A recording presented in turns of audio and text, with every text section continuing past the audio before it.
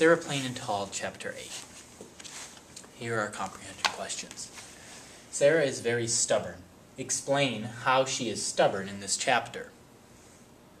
What is a squall?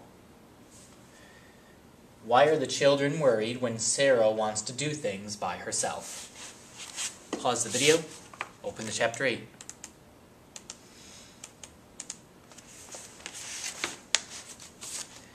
The rain came and passed, but strange clouds hung in the northwest, low and black and green, and the air grew still.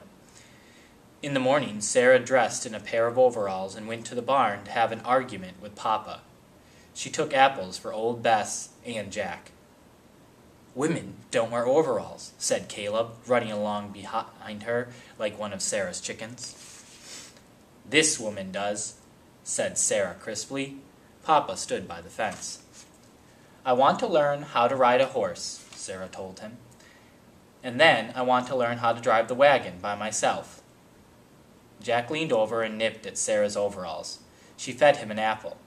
Caleb and I stood behind Sarah. "I can ride a horse, I know," said Sarah. "I rode once when I was 12. I will ride Jack." Jack was Sarah's favorite. Papa shook his head.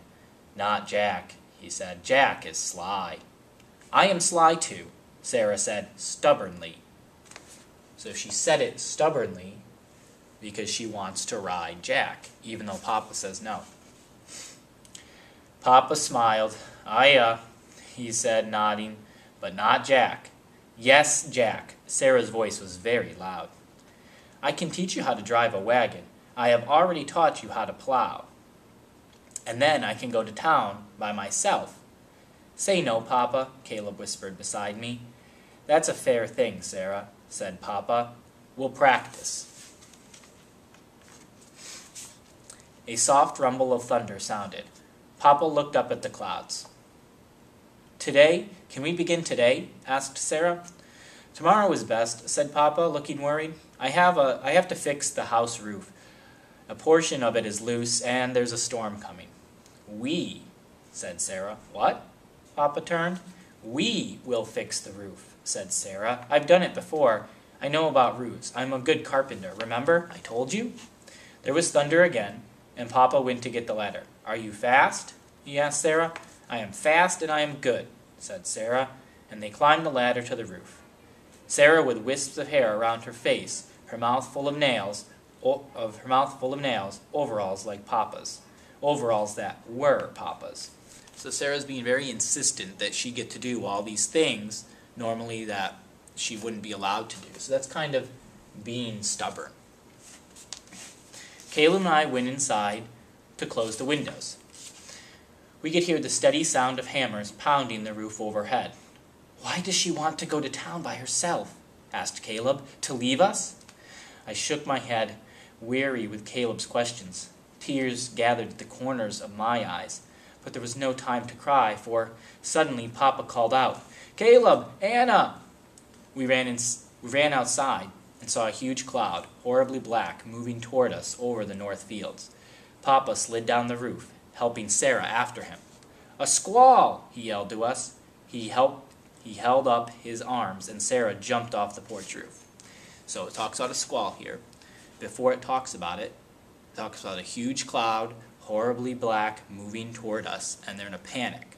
Let's see what happens, so we can figure out what a squall is.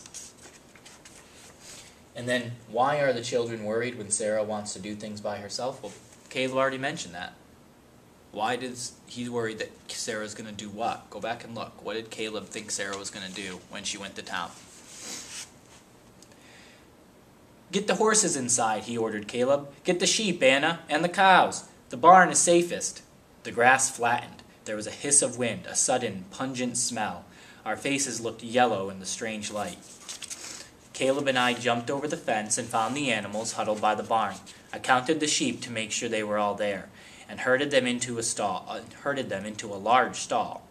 A few raindrops came, gentle at first, then stronger and louder, so that Caleb and I covered our ears and stared at each other without speaking. So now it's starting to rain. That's the squall coming. What is it?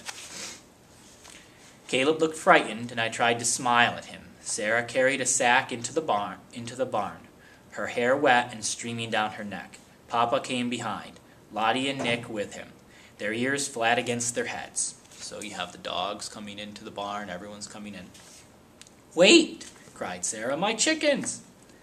"No, Sarah," Papa called after her, but Sarah had already run from the barn into a sheet of rain. Papa says no to going to get the chickens. Sarah does it anyway. Stubborn. My father followed her. The sheep nosed open their stall door and milled around the barn, bleating. Nick crept under my arm, and a lamb, Maddie, with the black face, stood close to me, trembling. There was a soft paw on my lap, then a gray body. Seal. And then, as the thunder pounded and the wind rose, there was the terrible crackling of lightning close by. Sarah and Papa stood in the barn doorway, wet to the skin. Papa carried Sarah's chickens. Sarah came with an armful of summer roses. So there was thunder and lightning outside. What is a squall? Sarah's chickens were not afraid, and they settled like small red bundles in the hay. Papa closed the door at last, shutting out some of the sounds of the storm. The barn was eerie and half-lighted like dusk without a lantern. Papa spread blankets around our shoulders, and Sarah unpacked a bag of cheese and bread and jam. At the very bottom of the bag were Sarah's shells. Caleb got up and went over to the small barn window. "What color is the sea when it storms?" he asked Sarah. "Blue," said Sarah, brushing her wet hair back with her fingers, "and gray and green." Caleb nodded and smiled. "Look," he said to her. "Look what is missing from your drawing." Sarah went to stand between Caleb and Papa by the window. She looked a long time without speaking. Finally, she touched Papa's shoulders. "We have squalls in Maine too," she said, "just like this. It will be all right, Jacob." It's very caring of her. Papa said nothing, but he put his arm around her and leaned over to rest his chin in her hair. I closed my eyes, suddenly remembering Mama and Papa standing that way. Mama, smaller than Sarah, her hair fair against Papa's shoulder. When I opened my eyes again, it was Sarah standing there. Caleb looked at me and smiled until he could smile no more. We slept in the hay all night, waking when the wind was wild, sleeping again when it was quiet. And at dawn, there was the sudden sound of hail, like stones tossed against the barn. We stared out the window, watching the ice marbles bounce on the ground. So there's hail, this wind, all that's part of a squall. What is a squall? And when it was over, we opened the barn door and walked out into the early morning light. The hail crunched and melted beneath our feet. It was white and gleaming as far as we looked, like sun on glass, like the sea.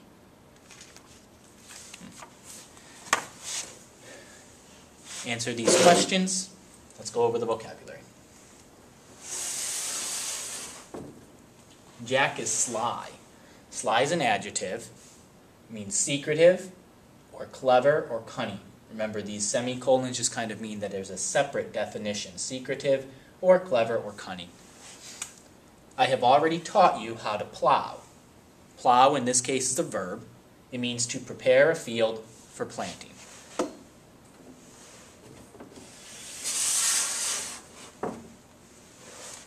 A soft rumble of thunder sounded.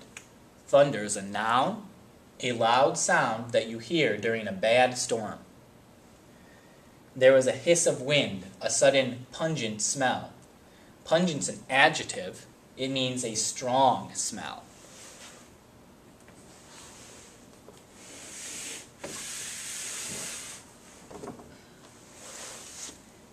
And then, as the thunder pounded and the wind rose, and there was a terrible crackling of lightning close by. Lightning is a noun.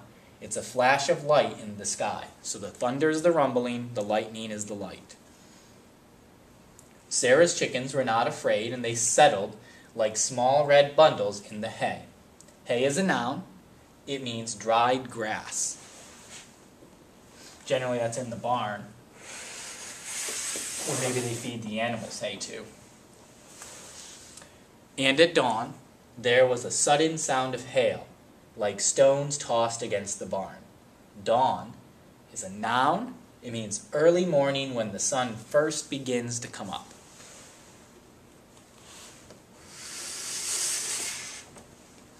Finally, the last question relates to our target. I can describe characters in a story using emotional traits. Sarah did a lot in this chapter. Give me an example of what makes Sarah caring in this chapter, because that's an emotional trait, to be caring. What makes her caring in chapter 8?